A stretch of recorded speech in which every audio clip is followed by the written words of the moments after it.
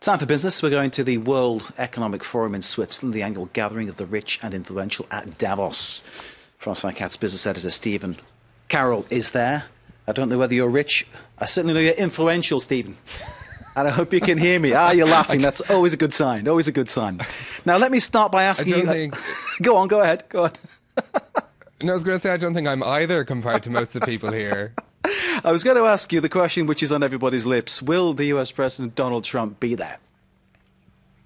Well, it looks with that deal that apparently going through the Senate now, it does look like we will have Donald Trump at Davos, the first US president since the year 2000 when Bill Clinton was the last sitting US president or resident of the White House that came to the World Economic Forum here in Davos. And that's certainly going to be a major highlight of this event, which gets underway this evening, continues until Friday, and it's on Friday that we're going to hear from Donald Trump. Be interesting to see how he's received. A lot of Donald Trump's policies aren't exactly in line with the very globalised view of the world that comes from those who attend Davos. But then there are also an awful lot of people here who run companies or have enormous personal wealth who'll benefit from the tax deal as well. So be an interesting reception for him. One person that might be a little bit disappointed that Donald Trump is coming is French President Emmanuel Macron. He had top billing at this event until it was announced at a late date that Donald Trump was going to be coming to Davos. So he's sort of been knocked off his pedestal. But we will, of course, be hearing from French President Emmanuel Macron on Wednesday as well. He's going to be presenting his view for the future of globalisation as he sees it, with France, of course, at the centre of that.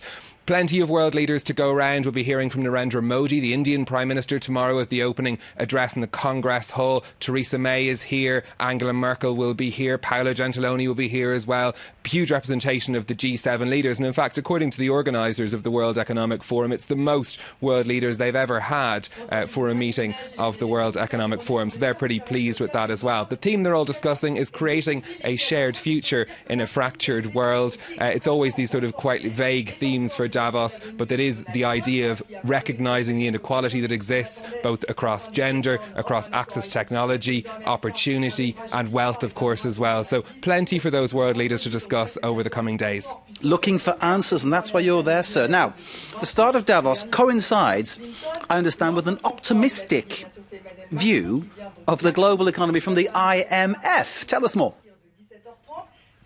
That's right, their World Economic Outlook published today here at Davos. Christine Lagarde is here. She's one of the co-chairs at this year's event, actually, and they told us that the IMF is expecting a better picture for the global economy than they had thought previously, at least for this year and for next year as well. They're saying that tax plan in the US will could contain quite a considerable boost for the US economy, at least between now and 2020. They are warning, though, complacency is a risk. The fact that the economy is doing well doesn't mean we can't, we shouldn't be addressing the underlying issues many economies have of doing things like structural reforms, making those difficult decisions which are harder to take when times are good. They've also warned that a market correction could be on the cards. That's, they say, if there's a risk of fast rising unemployment in developed economies, I should say. Let's take a listen to what Christine Lagarde had to say a little earlier here in Davos. Global growth has been accelerating since 2016, and all signs point to a continuous strengthening of that growth this year in 2018 and next year in 2019. So this is very welcome news. Growth, in our view, needs to be more inclusive, not only across country, which has occurred over the course of the last few decades, but within countries. Always an impressive and very clever person, Christine Lagarde. Stephen, some stark figures, though, coming from Oxfam regarding global inequality. Well, this is the other side of the coin. We've a picture of the global economies being rosy, but then Oxfam telling us that 82% of the wealth that was generated last year benefited the richest 1% of people in the world. So a massive inequality still existing and growing, according to Oxfam in their report released today. They said that some 42 people hold the same wealth as the poorest 50% of the global population. So very stark figures of inequality, and plenty for those world leaders to be chewing over the coming days here.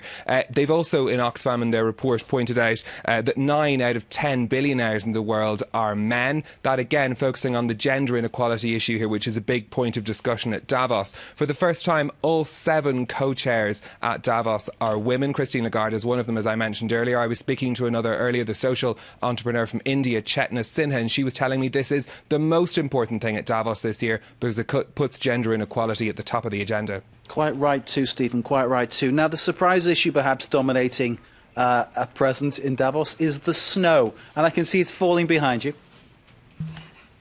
It's a feature every year at Davos, but it's particularly bad this year. I can tell you I haven't seen it in the past 5 years I've been coming here quite this bad. It's causing a few problems logistically. They've had to delay the start of the programme this evening, but they are getting underway around now, the main events in the Congress Hall here in Davos. Lots of people delayed on the way, I can tell you, coming from Zurich too. But of course that really is just part of the event here. Before I leave you, a quick look at what's happening on the markets today. We've got the European markets, a mixed finish there, just London finishing in the red slightly, Paris and Frankfurt in the green. Over on Wall Street, we are getting the market reaction to news that government shutdown looks like to be set to be finished. We've got gains across the US markets, new record earlier on the S&P 500, so not too worrying for investors there. We'll have plenty more from the World Economic Forum over the next couple of days, but for now it's back to you, Mark. I thought, Stephen, you were going to say they were putting it on ice. I'm glad they're not. Thank you very much indeed. Stephen Carroll from a very snowy Davos there. Stephen coping very well with the winter weather.